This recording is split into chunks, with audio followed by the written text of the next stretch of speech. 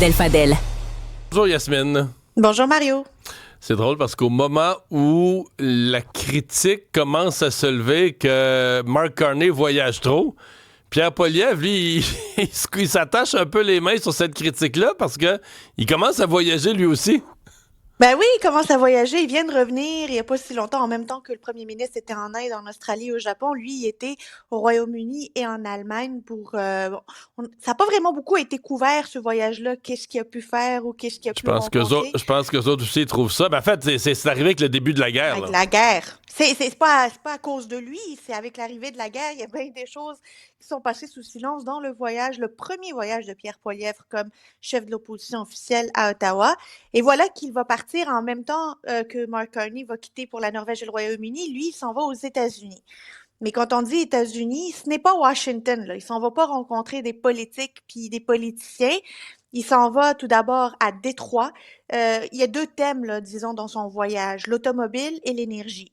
Il va aller faire des rencontres avec l'industrie automobile à Détroit, d'autre côté de Windsor, là, pour faire, disons, son argumentaire sur l'importance d'avoir une industrie intégrée et de continuer à faire du commerce dans l'industrie automobile qui ne soit pas tarifé. Et ensuite, il va aller à Austin, puis à Houston, au Texas, pour rencontrer des leaders du secteur de l'énergie, pour évidemment parler de l'importance de l'énergie canadienne, notamment, que l'on exporte, on le sait, aux États-Unis. Il va finir son périple à New York où il va faire un discours au Foreign Policy Association pour parler de sa vision des relations internationales, des alliances, des alliés. Donc, pas de passage par Washington, pas de rencontre prévue, du moins à ce stade-ci, avec des politiciens. C'est vraiment plus une mission, je dirais, commerciale qu'une mission politique, là. Ouais. C'est ça qui se dégage de ça. Mais en même temps, on peut pas toujours chialer après lui. On lui a reproché d'être trop partisan. Là, il fait des voyages sur un ton non partisan, dit prendre à cœur l'intérêt commercial du Canada. Le chef de l'opposition peut jouer un rôle. Donc tout ça, il y a du bon. La question que je me posais, puis elle est plate à poser, mais quand quelqu'un d'un autre pays, le chef de l'opposition vient de rencontrer, puis toi, c'est le chef de l'opposition du pays voisin ou d'un autre pays, c'est pareil quand il y en a en Allemagne ou au Royaume-Uni, veut pas. Une des choses que la personne qui reçoit va vérifier, c'est de dire, OK, il est chef de l'opposition au Canada, c'est quoi les sondages? C'est quoi le sondage? Ben, exactement, parce que tu te dis, peut-être que je rencontre le gars qui va être premier ministre dans 6 mois, dans lequel cas, tu te dis, wow, attends un peu, là, c'est très important comme rencontre. Mais si tu rencontres quelqu'un que ses sondages vont pas bien, tu sais, c'est comme, je veux pas dire que la rencontre est pas importante, mais ça a pas comme le même impact, là. Ben surtout quand un responsable américain pourrait juste aller sur Google puis pourrait voir que Mark Carney est au bord de la majorité qu'il pourrait atteindre, en fait qu'il va atteindre le 13 avril prochain. Et donc, il y aura même pas l'occasion de devenir premier ministre dans les 3 prochaines années, là, tu sais. Fait que, disons que ça diminue la portée, disons, de M. Poilievre. Là, si M. Poilievre avait fait ça il y a peut-être 1 an et demi, 2 ans, alors qu'il caracolait dans les sondages. Là, les gens disent, hey, je rencontre le futur premier ministre, là, c'est que ça devient une rencontre, t'investis dans quelque chose qui pourrait être important dans quelques mois, là, tu sais. Mais il y a quelque chose que M. Poilievre fait bien. C'est dans le sens où il dit, moi, je m'en vais pas là pour casser du sucre sur Mark Carney. Il l'a fait quand il a fait son discours à Bay Street, là, au début du mois de mars. Il a dit, ben, moi, quand je vais faire des rencontres à l'international, puis c'était à la veille de son départ pour le Royaume-Uni et Berlin, il dit, ben, moi, je veux pas aller dire qu'il y a 2 visions des intérêts canadiens dans les échanges économiques avec les États-Unis. Moi, je veux pas aller dire qu'il y a 2 manières de faire pour finalement s'entendre sur le libre-échange avec le Canada. Il veut pas être une distraction pour la stratégie de Mark Carney. Il reconnaît que c'est Mark Carney qui a la légitimité politique parce qu'il a gagné les élections. Mais il dit, si je peux aider en allant parler avec d'autres acteurs, notamment du milieu des affaires, je vais le faire. Et je pense que ça, c'est le genre de commentaire, c'est le genre d'approche que le monde aime lorsque Pierre Poilievre à cette posture-là. Je dois quand même noter que Jamil Jivani, le proche de J.D. Vance, qui a rencontré évidemment Donald Trump, je pense pas qu'il y ait du voyage avec M. Poilievre. Là. Je pense pas qu'il y ait beaucoup d'amour entre ces deux-là. Non. Pour pas porter ombrage. Ben non. Bon, on se posait la question il y a quelques minutes avec Stéphane Bureau, là, c'est la fameuse capacité de nuire du régime iranien. Parce que on s'entend qu'il y a personne qui pense que l'Iran va battre l'armée américaine puis prendre le contrôle de Washington puis que c'est l'Iran l'Iran va voler le territoire américain. C'est une guerre d'usure où l'Iran n'a comme pouvoir que de faire déraper l'économie mondiale, de nuire à l'Europe, aux États-Unis, au Canada par extension, de nuire. Et je regardais ce matin le baril de pétrole qui est reparti à la hausse, tout ce qu'ils ont fait dans les dernières heures dans le détroit d'Ormuz. Est-ce que ça semble marcher pour les Iraniens, là? Parce que les Iraniens, c'est ça, n'ont pas besoin de se battre militairement. En fait, ils se battent militairement avec leurs drones, leurs missiles, mais ce n'est pas une bataille militaire qu'ils essayent de gagner, c'est la bataille de l'usure, là, de finalement être tellement perturbateur au niveau international, d'avoir un impact sur l'économie internationale que ça fonctionne. On va se dire une chose, là. Aujourd'hui, on dirait qu'il y a une bataille pour faire déstabiliser deux régimes. Les Américains israéliens, et évidemment le monde occidental, tacitement, veut voir le régime des mollahs, le régime tyrannique iranien tomber. Il n'a pas l'air de tomber. Il a l'air d'être capable de se renouveler, peut-être à la surprise de tout le monde. Et de l'autre côté, avec ces perturbations dans le détroit d'Ormuz, il y a 2 tanks pétroliers qui ont été brûlés dans les dernières heures pas loin des côtes irakiennes, dont un qu'on dit qui appartiendrait, je le mets au conditionnel, à une entreprise américaine.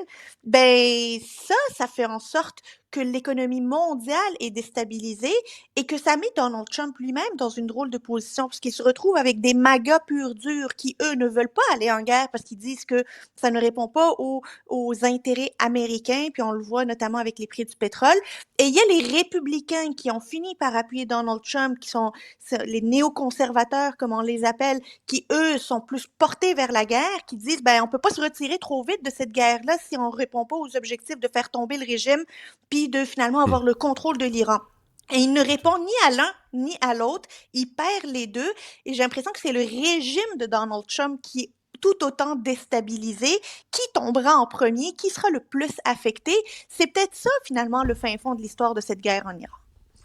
Merci, Yasmine. À demain. À demain.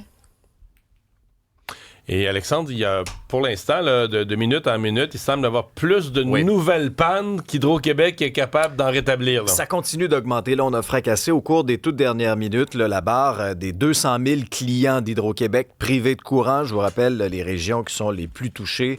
On parle de la Montérégie avec plus de 84 000. Montréal, au-delà de 34 000.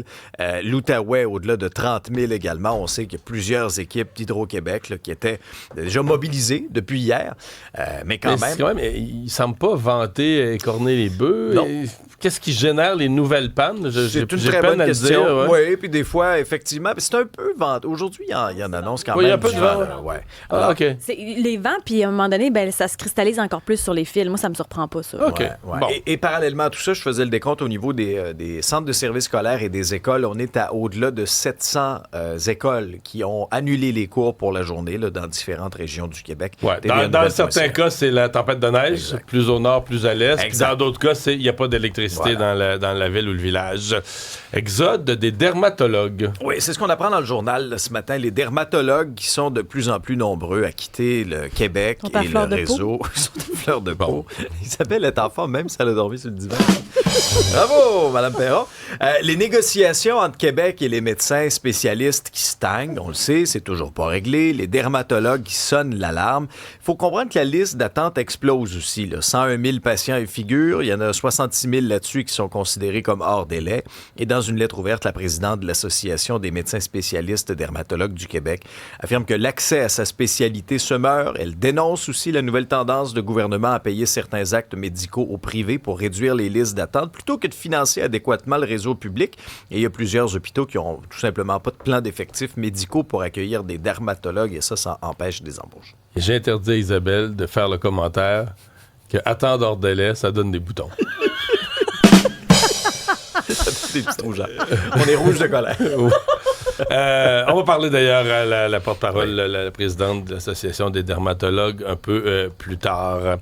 les appareils électroniques qui sont plus fouillés à la frontière. C'est ce que nous apprend le Toronto Star ce matin, alors que les agents frontaliers ont fouillé plus de 55 000 appareils électroniques en 2025. Ça, c'est une hausse de 17 par rapport à l'année précédente. Fouiller, ça veut dire qu'il faut ouvrir ta tablette, ton cell, ils regardent tes réseaux sociaux, ils regardent tes courriels, ils regardent tes affaires. Il y aurait du fun avec tout ce qu'on dit ici.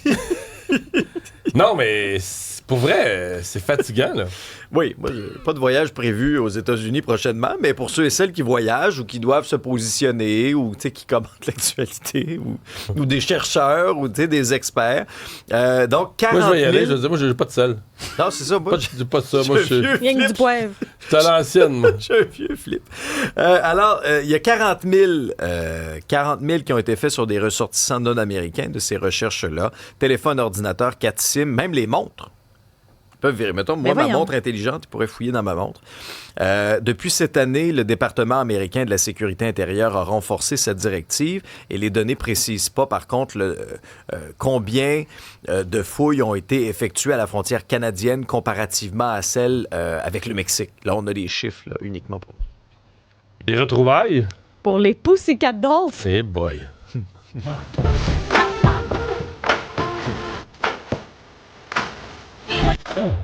Attention, attention. Sacré de mémoire, Régie. Oui. Les baguettes en l'air, et ça revient un peu à ce qu'on disait avec le FEC, le retour des années 90-2000. Ce matin, les Pussycat Dolls non seulement confirment les retrouvailles, mais lancent une nouvelle chanson qui s'appelle Club Song et une nouvelle tournée. Les Pussycat vont d'ailleurs s'arrêter à Montréal le 6 juillet au Centre Bell. Je vois les réactions, là, c'est sorti il y a quelques minutes à peine. Taylor Swift, elle n'arrête pas, mais les Pussycat Dolls bon, okay. Arrêtent. D'ailleurs, c'est déjà possible de s'inscrire pour être fan. Souvent, c'est de plus en plus compliqué d'acheter des billets. Il faut que tu t'inscrives pour être fan. Puis après ça, tu peux acheter des billets en pré-vente le 12 mars. Puis bon. Alex, es-tu fan des Pussycat si Dolls? J'y vais. Okay. Tu t'achètes un billet? Je serais curieuse de voir comment ça vieillit, cette affaire-là. Voici d'ailleurs leur nouvelle chanson. You know what you want.